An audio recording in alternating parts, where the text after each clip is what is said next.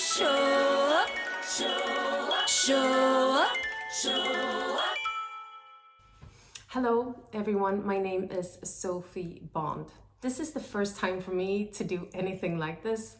I live in Sweden, in Stockholm, and I was born in Gothenburg, moved to Stockholm when I was a kid with my mom and sister. And I'm sort of from a broken family, but we always remained close, even if we didn't live together. I come from a bit of a broken home and a broken heart, I think.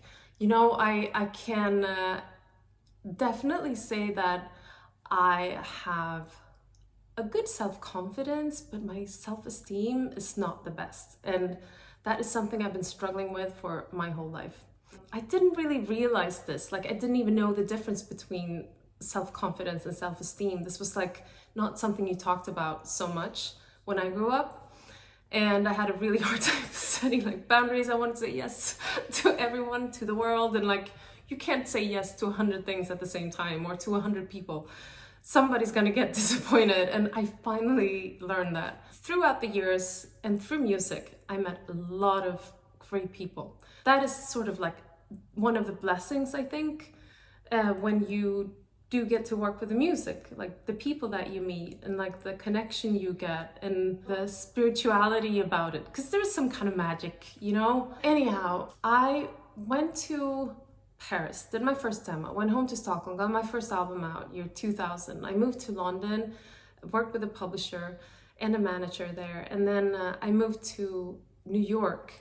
And in New York, I met this other manager called Suzanne. She was great. She was working with two people at the time, well, maybe more, I don't know, but one of them was Ital Shore, and he was like this, you know, he just won a Grammy for the Smooth Santana song, and I thought that was a great song, and she said, oh, you guys gotta work together, and we did, and he had this engineer guy called Eric, working with him, and we fell in love, and like, he made a ring out of guitar string, we got married. It was like all happened very quick. Nobody really understood what was going on. Me neither, I think. But we kept it going for like 5 years. We were married for 5 years, I think. We had this journey together. We made music. You know, we came from two different worlds. I was from like the healthy sort of pop industry in Sweden. He was from the like rock and roll New York scene. So I guess that was a bit of a clash. He was always kind, like a good person. We moved to LA together, where we were offered to do a show. And that was about sort of like, it was like, we thought it was going to be this cool thing, but it was sort of a reality show where I was going to be like the good girl, he was going to be the villain, and I think he didn't like it so much, and I don't think I liked it so much either, and I wasn't really used to having that camera thing in my face, and so we didn't do that, but we managed to like pitch things and pitch songs to TV series. And my first song that was on The Hills, or was it The City? I think it was The Hills first, and then it was called The City. That was a song called Fallout, that later on was like my most published song, and that was like the only song I wrote myself on the album. I always been co-writing, and I thought that sort of meant something, like, you know, back to the self-esteem thing, like you think you need other people, which, I mean, it's great, you do need other people, like we need each other, but sometimes it's okay to just do something on your own, be on your own. Anyhow, Eric had a good friend that he worked with a lot on his first album that I don't know, unfortunately they never released it. His band was called SX, and he was working with Rick Beato. And Rick Beato was this great guy from Atlanta. He had like a great studio there, was a great musician, and he, you know, he spent a lot of time in New York too, so we met up a lot, and he was like, later on, you know, we moved to LA, and I don't know if Eric and Rick stayed in contact, but anyway, we didn't see Rick that much anymore. And I stayed in LA for a lot of years until I just felt like I wanted to go home, like I wanted something else in life.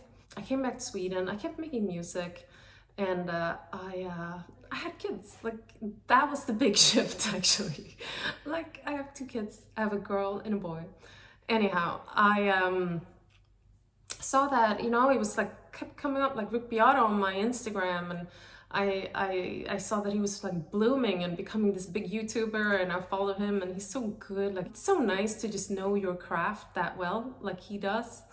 and also maybe to know yourself. I don't know if that's true, Rick, or not, but anyhow, I contacted him because he was coming over to Stockholm. I got a hold of him and we met up at a cafe, and we hadn't seen each other in like 15 years. We talked, and his producer, Mike, came along as well.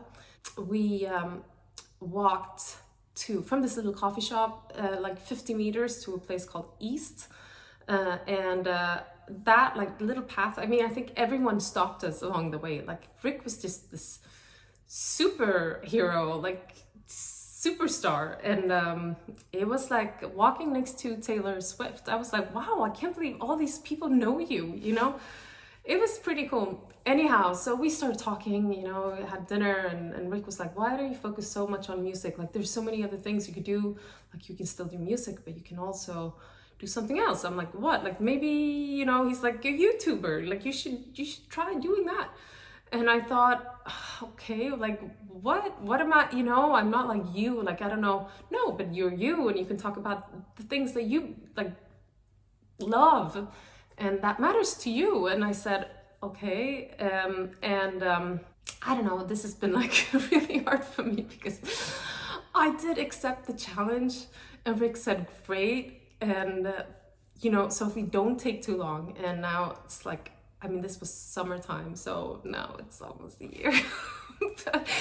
This is my first talk, my first video. I am a lot about, you know, finding your best version of you. I'm still working on that, but some days I feel like, okay, I got it. And then like you're back down, you know, I don't know. We'll continue talking about something that matters to me next time. Thank you so much for listening, and I hope to see you again soon. All right.